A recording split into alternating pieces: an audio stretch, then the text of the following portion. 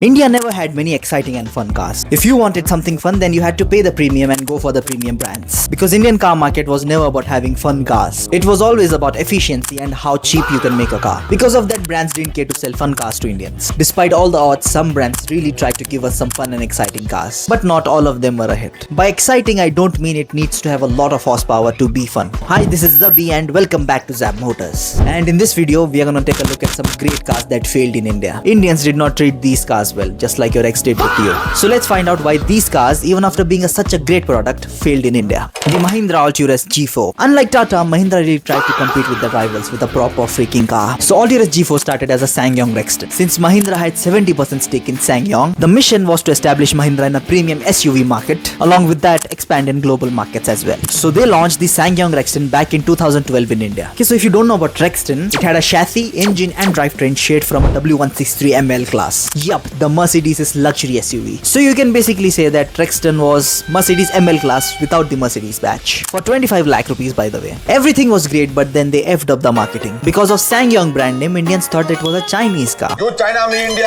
ये देखो. ये Chinese नहीं, Korean है. Charlie भाई, अलग खाली name ही है, दिखते साली same ही है. Extremely vulgar.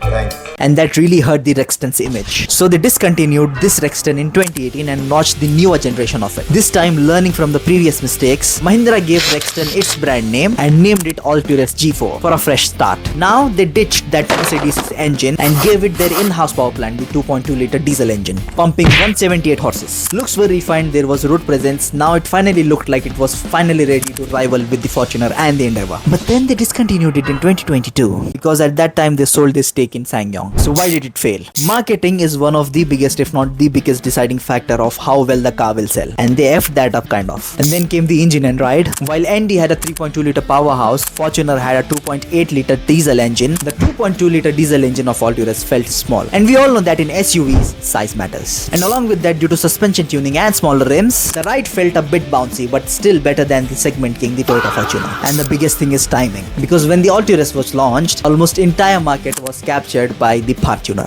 Maruti Suzuki Grand Vitara. Not this fake one, I'm talking about the OG beast. Second and third gen of Grand Vitara were sold in India. They also had an optional V6 engine, had all that off-road tech and can be taken anywhere, and along with that had that guarantee of Suzuki's reliability and resale value. But then despite all that, why did it fail? Price. It was imported from Japan as a CBU and with 100% duties, the price was 15 lakh rupees. At the time when this was launched, you can literally buy a Fortuner for that price. Damn it, Fortuner. Timing can also be blamed because at the time when this was launched, for 15 lakhs, Fortuner, Endeavour and even the CRV sounded a better option than this. And along with that, perception also played a huge role because no one wanted to put 15 lakhs for a car that had a Suzuki logo. Maruti Suzuki meant cheap and low maintenance, and this was quite opposite of that. Engine options are also to be blamed because it didn't came with a diesel. Seriously, Maruti. Tata Hexa or the Aria. One of the greatest cars to come from a brand like Tata Motors. So a little history lesson. Back in 2008, when Tata acquired Jaguar Land Rover, they set up a team of around 150 engineers to make a car in India that would compete with the international standards. And with that JLR expertise, they launched the Tata Aria in 2010. It was unlike anything Indian car brands had ever made. It had the ride of sedan, practicality of an MPV, and looks and power of an SUV. Let me explain further. It had first-in-class features like GPS, 6 airbags, ABS, ABD, all 4 discs, 4-wheel drive, had a 2.2-liter Dicor from Safari, which was tuned for more power, refinement, and smoothness. It also got a facelift in 2014. I bet Anand Mahindra was sweating after seeing this. But in my humble, honest opinion,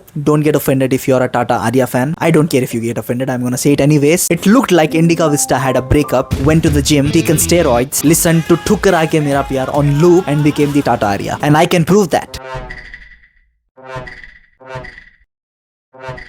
Okay, leave the Aria. In 2017, its successor was launched, the Tata Hexa. This time it had more macho looks, unlike the Aria had the Vericore 400 from the Safari Storm, now had better quality, yet it failed. But why? Quality. You know, Tata cars of that era didn't had that great of a quality. They don't even now. So it wasn't up to the mark for the price. With mediocre quality, it costed 16 lakh rupees back in 2010, and Fortuner was dominating anyways. And the biggest reason was emission norms. The Hexa had to say Tata to Tata because it couldn't comply with the emission norms, the BS6 emission norms. By the way, if you have watched this far in this era of short form content where everyone is literally brain rotting, swiping, and they couldn't hold their attention span for even 2 seconds, if you have watched this far, then I'm proud of you, and a subscribe would be great. Maruti Suzuki Kizashi. This car literally had one of the coolest commercials I have seen for a car.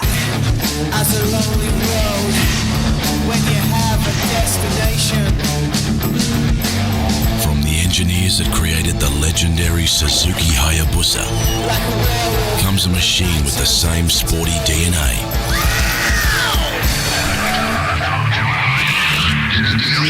The exhilarating Kizashi luxury sports sedan. Start your senses.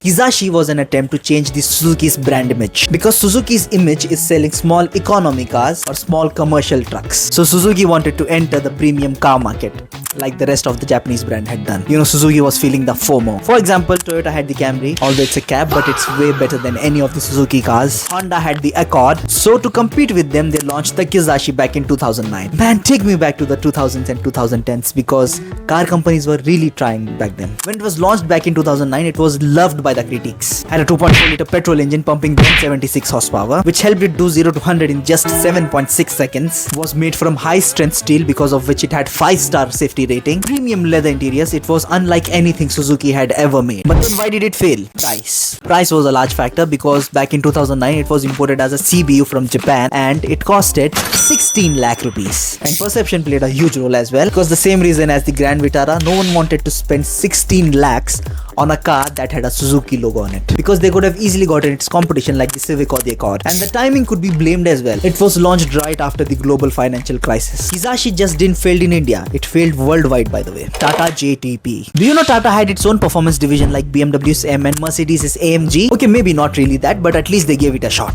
It was a joint venture between JM Automotives, the same guys who built the Tata Indica Silhouette, and Tata Motors. In this joint venture, they launched 2 cars, the Tigor JTP and the Tiago JTP. Both of these cars were equipped with a 1.2 liter turbo petrol engine from Nexon, making 112 horses. Along with that, it had stiffer suspension and also some JTP cosmetic changes. And the price was just 7 lakh rupees. Everything sounded great, right? But then why did it fail? Exclusivity. Yeah, the car which literally had an engine from Nexon was sold in JTP exclusive showrooms. And waiting was so much that you could have had to wait for 2 months just to get a test ride. And service was the most ridiculous part. Listen to me now. Because they were JTP exclusive cars, they were only serviced at JTP exclusive workshops. It's literally a car with Nexon's engine.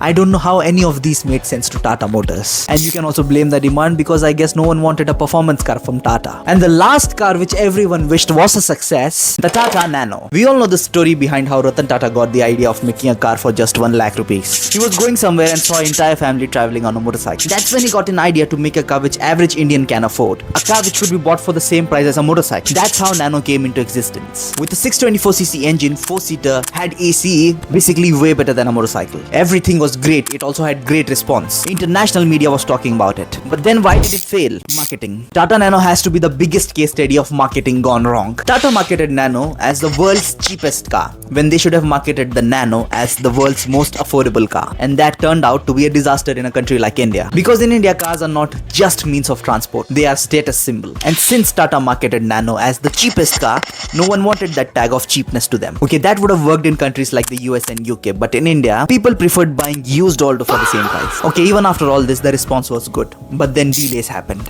Due to a protest in Gujarat, where Tata Motors were gonna set up a plant to manufacture the Nano. But then farmers protested against that factory and they had to shift the factory. And during the delay, complaints came of Nanos catching fire. Okay, there were not many Nanos that caught fire, but then that created a bad public image. Because of all these reasons, Tata Nano, which could have been such a great car, turned out to be a failure. You also might have seen those reels on Instagram where people are buying the Nano for 50,000 rupees. Now they are understanding the value of it. You know, there's this line in Hindi which goes like, Mil jaye to mitti, kho jaye to sona. That sona, that gold was the Tata Nano. You know, fun fact, there was actually a Tata Nano that was made from gold. I think it costed like 1 to 2 crore rupees. Okay, so that was the list of few cars that were great but failed in India. They all deserved better. I know I missed a ton of them. I included those cars which I feel like could have changed the market forever. I want you guys to comment down some more cars which were great but failed in India. If you have watched till the end, first of all, I think you are an alien because everyone's just doom scrolling nowadays and the attention span has literally dropped to like 2 seconds, and you have watched this video till the end, and I'm proud of you. Make sure to like this video so that algorithm pushes my videos to you again, and subscribe to Zab Motor so that you don't miss out on. You can also follow me on Instagram. I'm really active there. I will putting the link in the description, or just go on Instagram and type Zab_Motors. You'll get the page. Until then, see you in the next one.